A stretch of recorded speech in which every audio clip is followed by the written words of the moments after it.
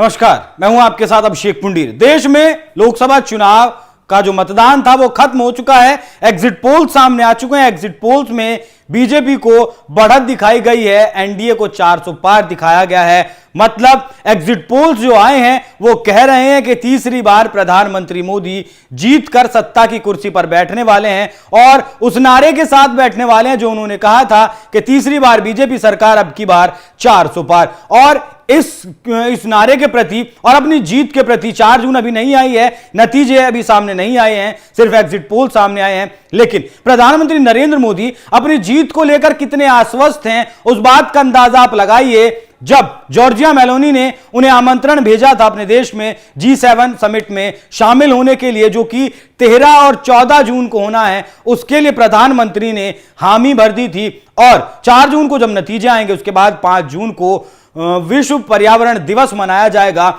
उसे बहुत बड़े स्तर पर मनाने की तैयारी प्रधानमंत्री मोदी ने कर ली है। इसीलिए 2 जून को प्रधानमंत्री मोदी ने 7 बैठकें की, कुछ बैठकें आपातकालीन तरीके से बुलाई गई। हालांकि कहा जा रहा है कि 2 जून को प्रधानमंत्री मोदी ने 7 बैठकों की अध्यक्षता की, जिसमें जो बंगाल में तूफान आया है, रेमल जो चक्रवात आया है, उससे कैसे निपटा जाए, उसने जो नुकसान किया है उसकी भरपाई कैसे की जाए, इसके बारे में बात करनी है। और 5 जून को जो विश्व पर्यावरण दिवस मनाया जा रहा है उसके लिए क्या तैयारियां करनी है, और जिस तरीके से गर्मी ज्यादा बढ़ रही है, हीट वेव्स चल रही हैं, लू चल रही है, उससे कैसे निपटा जाए, ऐसी खबरें आ रही हैं कि प्रधानमंत्री मोदी ने 7 बैठकें इसलिए की। लेकिन यकीन नहीं होता कि क्या वाकई में प्रधानमंत्री मोदी ने इस दौर में, अगर वो 4 तारीख में नहीं जीतते हैं, बहुमत नहीं मिलते हैं, तो प्रधानमंत्री के पास सिर्फ 2 दिन है। ऐसे में क्या प्रधानमंत्री मोदी ने सिर्फ पर्यावरण दिवस की तैयारी करने के लिए, हीट वेव और लू से बचने की तैयारी करने के लिए, या फिर रेमल जो चक्रवात है उससे बचने के लिए ही 7 बैठकों की अध्यक्षता की होगी?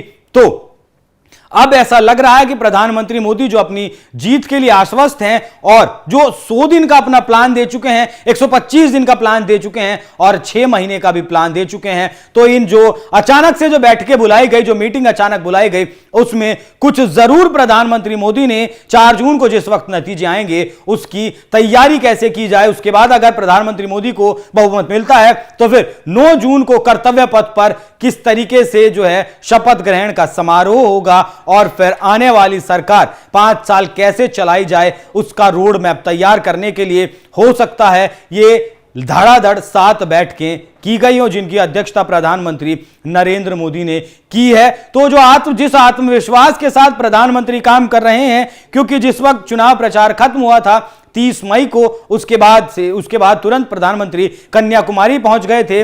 वहां विवेकानंद रॉक मेमोरियल में उन्होंने तकरीबन 45 घंटे का मेडिटेशन किया। उसके बाद तुरंत बाद आए और 7 बैठकों की अध्यक्षता की। तो कांग्रेस पार्टी या पूरा विपक्ष, या कहूं कि पूरा इंडिया अलायंस जो है, उसकी सांसें एग्जिट पोल देखकर जरूर उखड़ गई हैं। इसी वजह से वो अब लगातार बयानबाजी भी कर रहा है कि एग्जिट पोल जो है फर्जी हैं, प्रधानमंत्री की फैंटेसी है, प्रधानमंत्री का अपना एग्जिट पोल है। जो प्रधानमंत्री ने कहा वो एग्जिट पोल टीवी चैनलों ने दिखाया और यही नतीजे आने वाले हैं 4 जून को। इसी की तैयारी के लिए जो है एग्जिट पोल्स ये आए हैं। अब देखना होगा कि एग्जिट पोल अक्सर एग्जैक्ट नहीं होते हैं, 4 जून को क्या कुछ नतीजे निकल कर आते हैं। लेकिन बड़ा सवाल है कि प्रधानमंत्री मोदी ने 7 बैठकें एक दिन में आखिर क्यों की और आपात तरीके से इमरजेंसी में यह बैठक क्यों बुलाई।